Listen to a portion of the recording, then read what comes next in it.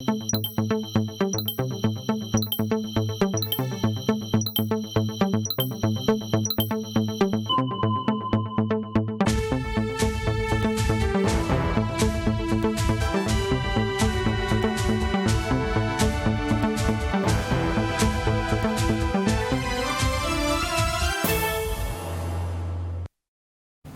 président de la transition face aux soldats du 14e régiment interarmes à Djibo, une visite d'encouragement pour permettre à ces soldats d'avoir un moral haut dans la lutte contre le terrorisme. L'attaque survenue à Djibo en fin octobre est le signe, selon le président, d'un certain dysfonctionnement qui va être corrigé toujours selon lui. En matière de santé, la semaine de la planification familiale a débuté ce lundi en prévision jusqu'au 13 novembre. Des séances de sensibilisation accentuées sur les bienfaits de cette pratique. Dans un instant, vous entendrez la responsable clinique sur la question. Elle précise que la planification familiale n'a que des avantages.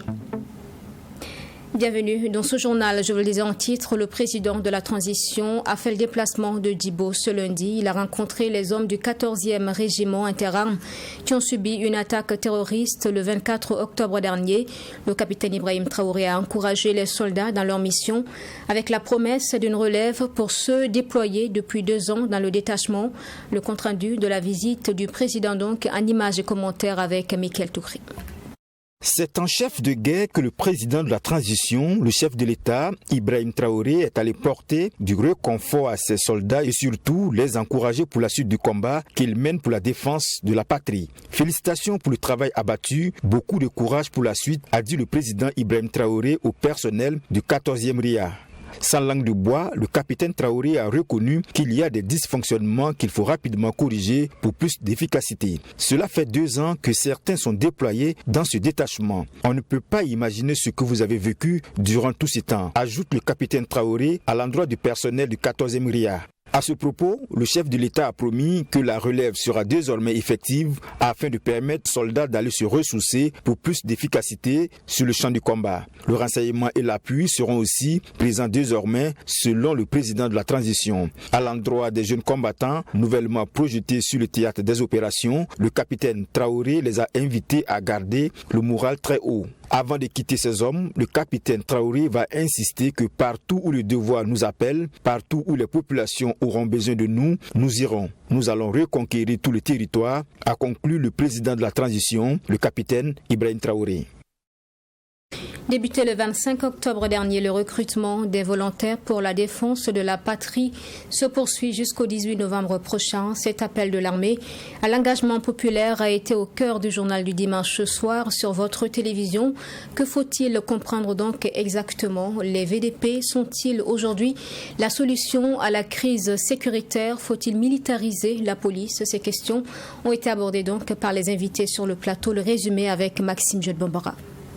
La volonté des autorités de procéder à un recrutement massif des VDP, volontaires pour la défense de la patrie, est une bonne dynamique, selon le coordonnateur du mouvement pour la résistance populaire.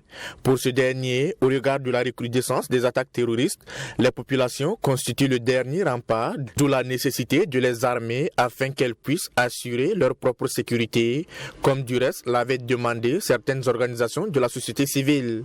Mais pour Ali Nana, le nombre de VDP à recruter dans chaque commune doit tenir compte des réalités des différentes communes. Pour la question de 100 personnes, 100 VDP par commune, ça c'est un non-sens. Une commune comme Bourzanga aujourd'hui qui a près de 1000 VDP, personnes engagées avec ou sans armes. Moi je crois qu'il faut peut-être cibler les communes affectées.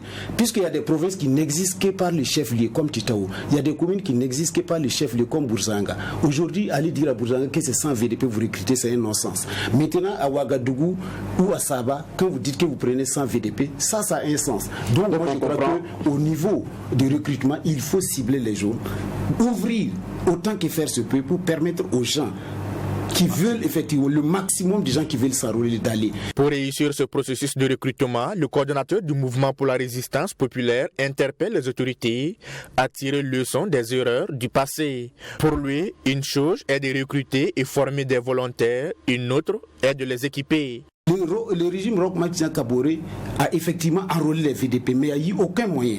Si bien que durant la période noire, de septembre à décembre, avec des milliers de morts, des centaines de morts, notamment au Loroum, vous avez vu comment les VDP de Loroum sont tombés. Après le décès de Yoro en décembre, il y a eu un désarmement. Les volontaires, il y a eu un découragement qui a gagné les rangs des VDP. Si bien selon nos statistiques, près de 37% des VDP ont déposé les armes et se cherchaient. Pourquoi les terroristes ont plus peur des VDP? Parce que simplement, ces VDP-là, aujourd'hui, vous les prenez dans les tiroirs, dans les localités, ils peuvent vous citer les bases des terroristes et leur nombre. Ils connaissent par cœur les bases des terroristes. Je l'ai dit à plusieurs reprises. Ça, aujourd'hui, là où nous sommes arrivés, là, il faut avoir le courage de dire la vérité. Il y a beaucoup de non-dits dans cette guerre. Sur la question de la militarisation de la police pour renforcer l'effectif de l'armée, le capitaine de police à la retraite, Amissi Ouedraogo, dit être favorable à cette idée en ce qu'elle va permettre de résoudre un certain nombre de problèmes. Moi, ma réponse est oui là-dessus. Pourquoi pas? Pourquoi pas militariser la police? Parce que ça tranche pas mal de questions. Vous n'êtes pas sans savoir qu'il y a la question d'équipement qui a même fait couler beaucoup d'eau et beaucoup de salive. Et si, par exemple, la police nationale au niveau du Burkina Faso était militarisée, alors on allait faire l'économie de pas mal d'obstacles et de débats inutiles qui ne permettent pas d'aller véritablement à l'essentiel. Parce qu'aujourd'hui, c'est très urgent. Et c'est très, très, très urgent. Et ce n'est pas pour paraphraser quelqu'un. Vous savez que les terroristes sont pratiquement aux portes de Bobo. Et ce n'est pas pour faire peur à quelqu'un. Ils sont dans Bobo. Si Koumbia a été attaqué, si Koumbia à une quarantaine de Bobo, et de kilomètres de Bobo a été attaqué, je pense qu'on ne doit plus avoir le sommeil. Débuté le 25 octobre et censé prendre fin le 4 novembre dernier, le recrutement des 15 000 VDP sur le plan national se poursuit jusqu'au 18 novembre, selon un communiqué de la brigade de veille et de défense patriotique. La brigade de veille et de défense patriotique a lancé un recrutement de volontaires pour la défense de la patrie qui doivent travailler aux côtés des forces de défense et de sécurité pour faire face à la crise sécuritaire. Un appel entendu par la jeunesse qui est pourtant peu mobilisée. Le président du mouvement pour la culture de la paix et l'amour de la patrie, Samuel Kalkoumdo, juge que la nature donc et la complexité de cette crise expliquent la faible mobilisation des jeunes. Pour lui, il faudrait changer la méthode de recrutement. Nous en parlons avec Alexis Wenkouni Belemnaba. Ils étaient des milliers de personnes, en majorité des jeunes, de toutes les classes sociales confondues, à se mobiliser les 30 septembre, le 1er et le 2 octobre dernier pour soutenir le président de la transition Ibrahim Traoré lors de sa prise de pouvoir. Une mobilisation constatée dans les grandes villes comme Ouagadougou et Bobo-Dioulasso qui montre la solidarité, la détermination et l'unité du peuple burkinabé à conjuguer les énergies pour contrer le terrorisme selon certains observateurs de la vie sociopolitique du pays. Mais à l'appel de la brigade de veille et de défense patriotique pour le recrutement des 50 000 volontaires pour faire barrière aux groupes armés terroristes, il y a moins d'engouement dans ces grandes villes du Burkina Faso. Pour le président du MEPAP, Mouvement pour la culture de la paix et l'amour de la patrie, la nature et la complexité de cette crise expliquent la faible mobilisation. Pour cet artisan de la paix, il faut un changement de méthode. La méthode, c'est comment permettre aux volontaires pour la défense de la patrie qui existent déjà dans les zones, c'est-à-dire que leurs responsables et les dozos, les responsables qui existent dans les communes et les coloniaux qui existent dans leurs communes, on peut permettre donc de transmettre tous les dossiers à leur niveau et ils vont acheminer maintenant au commissariat ou bien directement à la brigade de veille patriotique et de défense patriotique.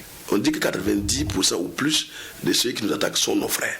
Ça veut dire donc quand tu pars pour t'enrôler et aller déposer ailleurs, il va s'en dire que tu peux être sûr. C'est-à-dire que découvert et on peut t'anéantir avant que tu ne puisses commencer la formation. Sinon, il y a beaucoup de combattants qui sont tellement prêts depuis la prise de pouvoir du capitaine Ibrahim Traoré. Personne n'a d'avenir dans un pays dont l'intégrité territoriale est menacée, soutient Samuel Kalkoumdo. Il est temps que les autorités religieuses et les coutumiers jouent leur partition en fédérant leurs énergies au profit des VDP et FDS dans cette lutte contre l'IRE terroriste. En ce qui concerne l'armement de la population, le président du MEPAP préconise la formation et l'armement des différentes organisations communales. On ne peut pas permettre effectivement à des gens qui sont souvent 2 personnes de venir librement circuler avec des calages, chasser la population. C'est parce qu'ils n'ont pas d'armes. Mais notre manière de voir là, c'est ce que le président de la transition a décrété. Pas armer toute la population, mais que dans chaque commune, il y ait des gens formés et armés. Des gens que les coutumiers de la commune, des sages de la commune savent qu'ils sont responsables. C'est eux qui seront armés. Vous voyez que ça, déjà, 700 personnes qui sont armées dans une commune et qui sont encadrées par des militaires ou des paramilitaires, la victoire est certaine. Donc moi, je suis pour que dans chaque commune, il y ait des gens armés et formés, mais pas chaque citoyen. La mobilisation et l'union du peuple burkinabé dans toute sa composante, c'est l'invite du président du MEPAP. Le Burkina Faso est un et indivisible. Et venir à bout des groupes armés nécessite une union des Burkinabés, soutient Samuel Kalkoumdo. Nous vous en parlions en titre. La semaine de la planification familiale a débuté ce lundi et prendra fin le 13 novembre prochain. La planification familiale regroupe les moyens qui permettent de prévoir le nombre d'enfants désirés, d'espacer les naissances, planifier donc la vie de famille, et ce donc à travers une méthode contraceptive. À l'occasion de cette semaine, nous sommes rendus à l'association burkinabé pour le bien-être familial ABBF. La responsable clinique revient sur les différents contraceptifs et rassure que leur prise n'entraîne aucun risque. C'est Linda Sarakaboré qui l'a rencontrée. Nous sommes à l'association burkinabé pour le bien-être familial ABBF. Ce centre offre des services en planification familiale aux couples mais aussi aux jeunes. L'objectif étant d'anticiper et d'espacer les naissances dans les couples et d'éviter les grossesses non désirées chez les jeunes. Les sages-femmes s'y attellent avant de proposer un contraceptif aux femmes. Elles sont à leur écoute et leur prodiguent des conseils. Nous demandons au moins 3 ans entre 2 grossesses. Mais à partir de 2 ans, il y en a qui prennent une grossesse, c'est pas mauvais, c'est bien. Pour une femme qui accouche, elle n'a pas eu le temps de se reposer et déjà elle est encore enceinte. L'enfant est au sein, l'enfant est à bas âge, ça devient une charge pour la famille. Et la maman ne récupère pas entre 2 grossesses. L'espacement idéal, ces femmes l'ont bien compris. C'est la raison pour laquelle elles fréquentent l'ABBF siège. Selon Suzanne Confé, avant d'utiliser une méthode contraceptive, il est nécessaire d'aller dans un centre de santé et après prescription, il faut être suivi régulièrement par un agent de santé. Si certaines sont ici pour la première fois, d'autres sont là dans le cadre de leur suivi et disent être épanouies grâce aux méthodes contraceptives. J'ai 3 enfants, mais le premier il a 17 ans, la deuxième elle a 9 ans et voici la troisième qui a 18 mois. Donc il y a beaucoup d'avantages, ça te permet d'être un peu dégagé dans tes activités. Et puis surtout, comme nous on bouge beaucoup aussi là, c'est pas facile de tout le temps avoir les bébés au dos. Donc voilà pourquoi j'ai vraiment espacé.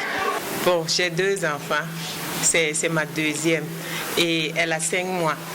Je trouve que la planification familiale peut me permettre de vaquer à mes occupations tout en espaçant les naissances. Les enfants aussi vont bien grandir et s'épanouir. C'est ma première fois, je ne l'ai pas encore mis. Je veux essayer aussi voir si ça va marcher. Quant aux rumeurs selon lesquelles les contraceptions sont source de maladies comme le cancer, la responsable clinique rassure. Au contraire, certains aident à prévenir plusieurs pathologies. Nous voulons parler des pilules que les gens appellent comme ça. Nous disons des contraceptifs oraux. Voilà, ça aide à traiter certaines pathologies chez les jeunes filles, chez les femmes et autres. Et cette pilule, elle n'est pas forcément une femme. Quand on veut la traiter, ce n'est pas pour le planning. C'est un traitement parce qu'elle a un problème et qu'on la traite avec.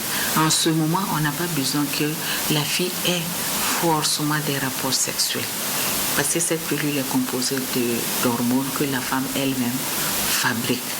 Et c'est également pour les autres aussi, c'est des hormones, mais la pilule, elle renferme 2 hormones, l'estrogène et la progestérone. Pour sensibiliser sur les bienfaits de la planification familiale, le Burkina Faso commémore en différé du 7 au 13 novembre 2022 la semaine de la planification familiale. Et nous ouvrons la page sportive. La 8e journée du championnat national de Ligue 1 a été effective ce week-end. L'une des rencontres les plus attendues, l'opposition AS Police USFA ce dimanche. Avant cette journée, les flics occupaient la 15e place et les forces armées la 14e.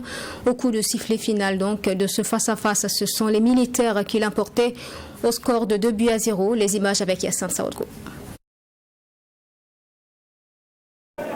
C'est un choc des mal classés.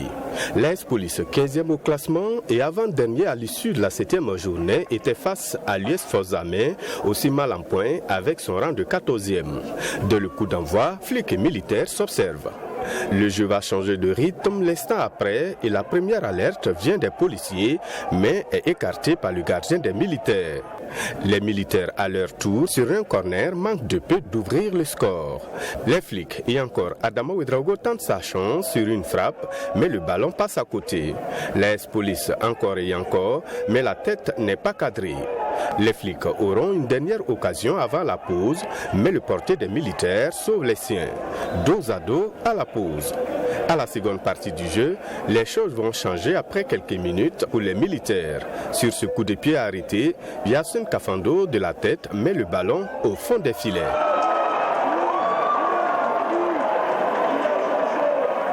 Un but à 0 pour l'USFA. L'AS Police tentera de revenir au score, mais ne parvient pas. L'USFA finira par enfoncer le clou en fin de partie par l'entremise de Youssouf Kabori.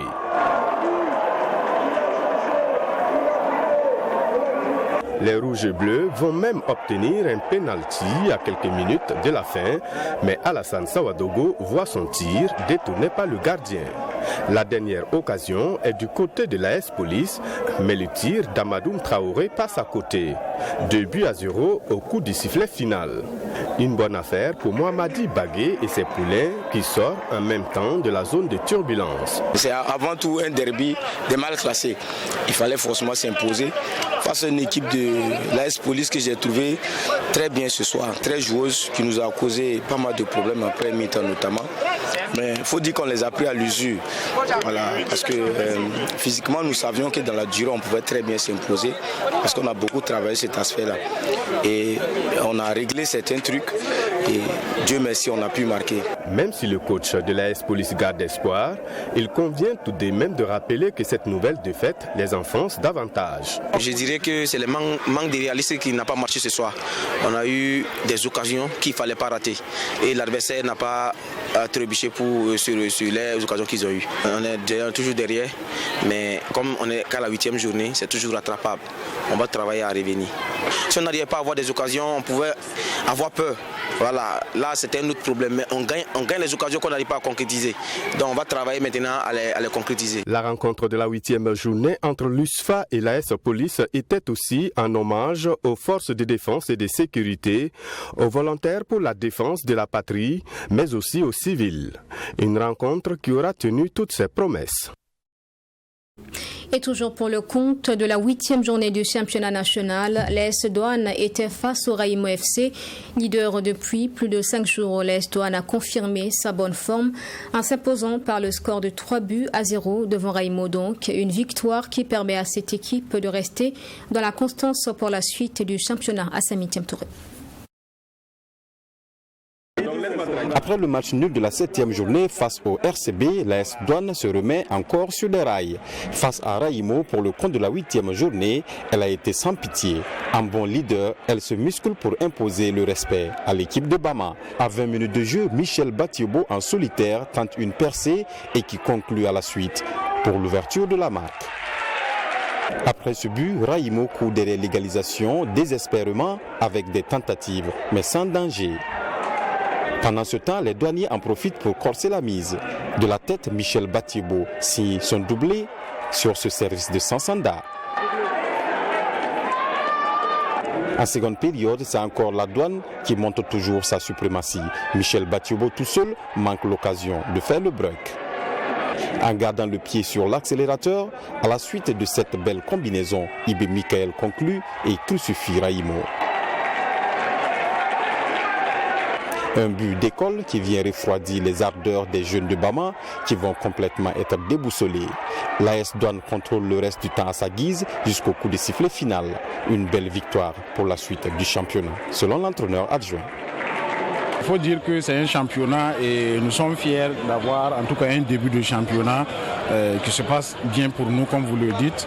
Et nous pensons en tout cas travailler pour pouvoir maintenir cette cadence-là. C'est un championnat, nous ne disons pas que tout va rouler comme il le faut parfaitement. Mais bon, nous savons également que des périodes, des moments où nous pourrons venir. Mais pour le moment, nous sommes dans cette dynamique, nous travaillons pour essayer. Malgré la défaite, le coach de Raïmo apprécie la prestation de ses joueurs. Pour lui, la finition a seulement fait défaut. Tout a marché pour moi. Ce qu'on veut qu'on n'a qu'à jouer aujourd'hui. On a bien circulé le ballon, mais la finition, c'est ce qui nous manque. Et c'est ça, nous sommes en train de travailler. On en travaille parce que... Mais aujourd'hui, c'est l'adversaire qui a les chances. Ils ne jouent rien, mais ils ont marqué des buts. Après cette 8e journée, l'AS Douane totalise 21 points, toujours leader, et Raïmo garde ses 11 points et reste au milieu du tableau. Et nous restons avec Assami Touré pour parler des éliminatoires de la CAN féminine de rugby. Les Pilanou dames sont au Cameroun depuis dimanche, logées dans le groupe D avec la Côte d'Ivoire ainsi que le pays hôte. Les filles tenteront la première place, la seule qui donne droit à une qualification pour la prochaine CAN. CAN donc qui se jouera à 4. Regardez. Engagés dans les éliminatoires de la CAN féminine de rugby, les Pilanou dames du Burkina, après quelques semaines de préparation au Comet à Ouagadougou, se sont envolées ce dimanche pour Yaoundé. Logées dans le groupe D, elles seront face aux pays hôtes, le Cameroun et la Côte d'Ivoire. Nous avons eu une bonne préparation. Depuis 2 semaines, nous sommes logés au Comet. Et on s'est dit dans l'ensemble, on a essayé de travailler des tests qui puissent être aptes à prendre la compétition sérieuse. D'abord, nous avons essayé une préparation physique pour essayer de juger un peu le niveau des filles. Comme ça fait un bout de temps qu'elles n'est pas entrée en compétition. Et après, on a commencé maintenant à travailler les faits que nous avons vus avec elles. Nous avons commencé à travailler approfondi. Connaissant bien l'équipe du Cameroun, les ayant affrontés ici même à Ouagadougou lors d'un tournoi, le staff technique dit avoir pu étudier un tant soit peu leurs adversaires. Une belle envie d'aller chercher, nous connaissons très bien le Cameroun. Elles étaient là l'année passée, à 2 reprises nos gains. Donc du coup, nous, c'est d'abord la vengeance qui est là, mais en fait, c'est la première place que nous cherchons. Puisque la Côte d'Ivoire cherche aussi le titre. Donc nous travaillons aussi bien pour le Cameroun que pour battre la Côte d'Ivoire également. On va rester sereine. On va rester sereine et je pense qu'on peut le faire. On a confiance. L'objectif visé dans cette compétition est la première place, qui est synonyme de qualification pour participer à la CAN. Avant le départ pour Yaoundé, le groupe se dit confiant. L'objectif, c'est la première place. Nous disons la première place, puisque c'est une phase. C'est la première place, c'est direction de la qualification pour la CAN. Et la CAN, c'est 4 équipes et nous cherchons le top 4 au minimum. Pour nous, c'est un grand défi à relever parce que ça fait 2 à 3 années maintenant que le Burkina Faso a gravi les chemins petit pas. Avec les hommes, ça se va, mais avec les filles, on est encore à la traîne. Mais bon, c'est l'opportunité que nous a donnée à cette compétition d'exprimer maintenant le travail qui est fait au niveau des filles. C'est pas trop vu au Burkina, quoi. Et le fait de participer à cette compétition, je pense que nos parents, même pour commencer, vont savoir qu'il y a le rugby au Burkina et le monde entier aussi. Pour rappel, le Burkina Faso affronte la Côte d'Ivoire le 8 novembre prochain et 4 jours plus tard, soit le 12, il sera face au Cameroun, au stade Olembe Annexe. Et sportivement, nous refermons ce journal. Merci de l'avoir suivi. Excellente suite à notre compagnie. Je vous retrouve demain à 7h30.